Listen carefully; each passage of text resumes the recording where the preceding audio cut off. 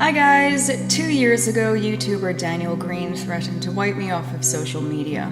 So if I disappear, you'll know who did it. I did not describe where they lived, where they were from, what they did for work. 8 days later, I received a cease and desist from Daniel Greene's lawyer, demanding that I take that video down in 24 hours. I had arrived in Vegas in the morning, and I spent 420 just getting baked by the pool, taking 40 milligram edibles all day. He told me he wanted to spoil me as a friend.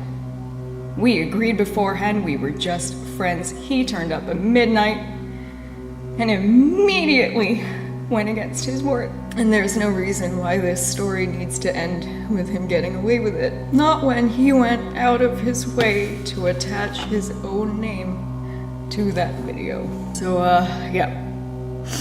If I disappear, you'll know who did it. I will not let him silence me. I will not let him bury me. Hey everyone, this is going to be a harder video to sit through because today I was talking about a very disgusting situation that involves SA and the vile actions taken by the alleged perpetrator. Normally stuff like this will involve someone alleging that they were SA'd by another person. I try to be wary of the way I tackle it because it is just that, an allegation, no more. But in this scenario, it's different because one person has done something so ludicrous that it does not look good in both outcomes of the allegation. To explain what I'm talking about, there's a YouTube channel called Naomi King who made a video speaking out about another more well-known YouTuber called Daniel Greene who does books and shit, I don't know. And as it turns out, Daniel Greene sent her a cease and desist simply because of a video she made back in 2023 just called A Conversation About Manipulation, Consent and Assault. Well, though it may sound like, he was brought up, he wasn't at all, not once, and it was just that what the title implied, a conversation, nothing else. But when that video went up, in only a matter of days, his attorneys sent Naomi King a cease and desist. She would take down the video within 24 hours, or else she would get ruined in court. Yeah, to be honest, this is a very messy story. I'm gonna break this down and explain why, even though Daniel hasn't made a response just yet, explain why there are some parts that are just inexcusable on his side and just don't make any sense for where he's coming from at all. So to break down the story, around around April I believe, of 23, Naomi and Daniel went to Vegas together for a small holiday, whatever, a small trip, and they both went to a hotel and Naomi was on edibles because it was 420, haha, and I shouldn't say haha, it's not funny at all, but later on the night, around midnight, whatever, Daniel went up to her while she was half asleep and half high and was trying to, coerce her, trying to, get it on with her. Very bizarre. I'm gonna try to keep the story very limited because the way it's described is much more graphic. And of course, I don't want to, I don't want to hide the story because it should be, the full details should be out there. But for the sake of comfort for this video, I'll make it more simpler. He forced his tongue into her mouth and also forced penetration. Thankfully, it didn't happen, that last part, but she went to detail how she has a condition that would make that very difficult and also make it very uncomfortable. But not just that, the next day, from what she said, they talked about it and how it made her feel very uncomfortable, and it happened again one more time, where, as she claims and alleges, allegedly at this point, was also kissing her again and rubbing himself against her. And this part is disgusting. Also, again, if you feel comfortable, you're within your right to click off, but also pleasuring himself onto her, rubbing one out, both times on that day and previously as well. Just fucking disgusting. And so that was the story. After some time, they talked and then they stopped being friends. There was some part how Naomi reached out to Daniel's wife or girlfriend, whatever, and explained it, and she called her a liar, that she's full of shit. This is a very bizarre story. But anyways, Daniel blocked Naomi and they didn't speak for 7 weeks. After that, and then in June of that same year, she made that video, that conversation, and that's when you get to the part of just in only a matter of days, his lawyer sending her a cease and desist just for that. And I really have to focus this in. That video she made did not call him out at all. It didn't say his name. It didn't, all it did was just mention that it was in Vegas. That's it. Unless you were a fucking stalker, following around, you would have no idea who she's mentioning at all. For example, about 2 months ago, I had a friend turn out to not be a friend because he did shit I didn't want, he coerced me, all that.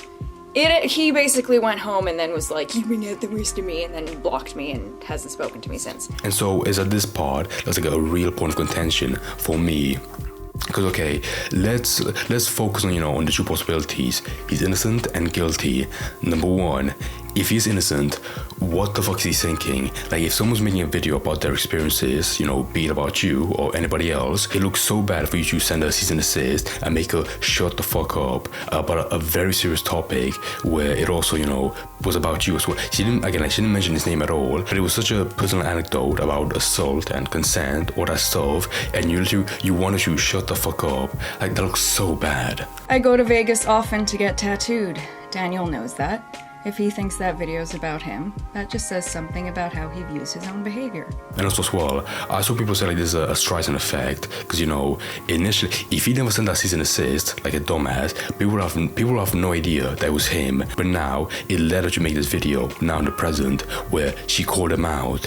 What a piece of shit, but also, furthermore, what a dumbass. So you have that part, if he's innocent, and if he's guilty, much worse. So he sexually assaulted her and then blocked her and now legally threatened her to send her to court and fucking ruin her if she doesn't take down the video, alleging him on it. That's so fucking scummy. And by the way, again, I'm only entertaining that part if it's innocent, because right now, like I said, it's only allegations. Most of it could come out, but regardless, just the mere action of sending a cease and desist at this point, for that video, it looks so bad. It really is just as I said, inexcusable from no matter what side he was coming from. And also, Naomi in her video, this new one, she really hammers this in. They weren't speaking for 7 weeks, and out of the blue, he sees this video, watches it, and he sends that as a response. That just looks so unhinged. The way she put it was so true. Just keeping tabs on her, making sure this very bad thing happened. After you make sure, no matter what, she does not speak out at fucking all. And by the way, just to be clear, at this point I can't say if these allegations are true or not, but in the video that Naomi made, the new one, she has a lot of receipts and proof of what was going on and her talking to him. So again, it doesn't show that much, but I want you to believe someone a lot more if they know the value of evidence and they have it in video itself. And also, by the way, I showed this down in the video, but with the cease and desist, it wasn't simply asking for the video to be taken down. It was also asking for any social media post from her mentioning Daniel to also be taken down. That is so fucking psychotic. I'll show it right now actually. Yeah, this part right here, number 3, 4 and 5, retract any picture pertaining to Daniel B. Greene on all social media platforms, including, but not limited to, Google, Yelp, TikTok, Facebook, Instagram, WhatsApp, Snapchat, all that stuff. And it goes up until point number 7. So yeah, that really is much of the story. The one qualm I have with this video that she made, nothing against her, I feel awful for her, and also these are allegations. But also, there was a 5-minute part where she has a panic attack, and it's included in the video. Not in the middle, but at the end. I just, she's within every right of her to include that in the video, because it really is a horrible side of PTSD. Even if it's not from this incident with Daniel, she has mentioned again, previously in the past with other boyfriends or just other men, something similar has happened. So if you want to include it, that's fine. But me personally, I don't know, that part was very rough, and it didn't really add that much. For any detractor that hates this video, would be oh my god, she's just baiting. So in general, I wouldn't really include that part. Oh, that as well. She, the one qualm I have as well, the second part, was that she mentioned filing a police report back in Vegas when that happened, but that's it, nothing else. I'll play it right now, and it looks it seems so out of context. Hey, buddy. Also, I forgot to mention that I did report this to the Las Vegas police. Like, they right then and there, that's simple. Like, I'm sorry, but if you file a police report, I feel like that would be really, really important to the story. Like, what happened after? Did they shut it down? Like, did they move it further? Like, is it actually being investigated right now with the police?